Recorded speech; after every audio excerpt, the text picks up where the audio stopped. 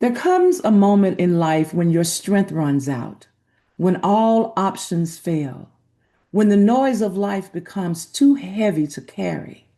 And in that moment, God does not shout panic from heaven. He speaks peace. Psalms 46, verse 10 says, "Be still and know that I am God.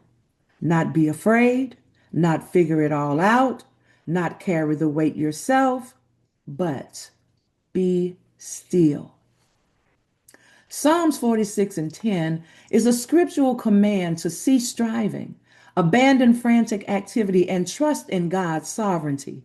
It invites physical and spiritual rest, a stilling of the heart and soul to recognize God's power and presence in the midst of life's chaos, anxiety, and challenges. I want to talk with you about a few key interpretations and meanings of this verse. Well, let's look at the Hebrew context.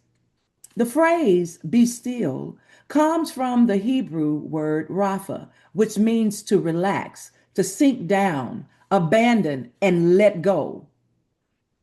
This verse is a command, not a suggestion. It is an imperative command from God urging believers to surrender control and let Him handle life battles. It's knowing God. To know that He is God means to acknowledge, be aware, and trust in His supreme power and sovereignty over nations and the earth, and finding peace in chaos. The verse is often linked to finding calm in the middle of a storm, like the waters of chaos mentioned in Psalms 46, reminding believers that God is a refuge. You might find yourself in the middle of a storm right now. And I mean, it is a boisterous storm. I mean, the billows are rolling. It is a terrible storm going on.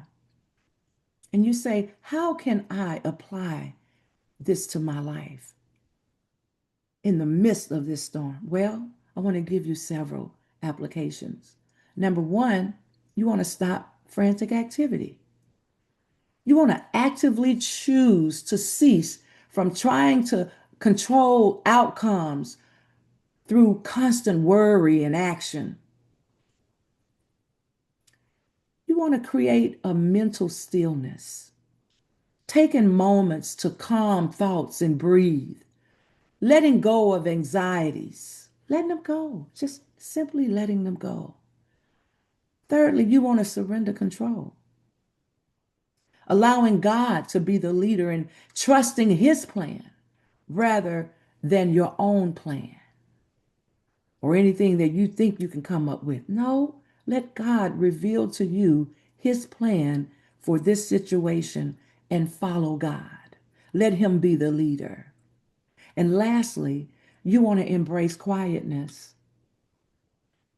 You want to set aside some time for prayer, reading the word, and simply being in God's presence.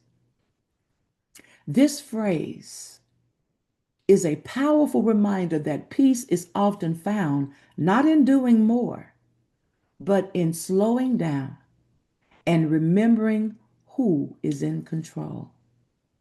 So, again, I want to encourage you today, be still and know that God is God.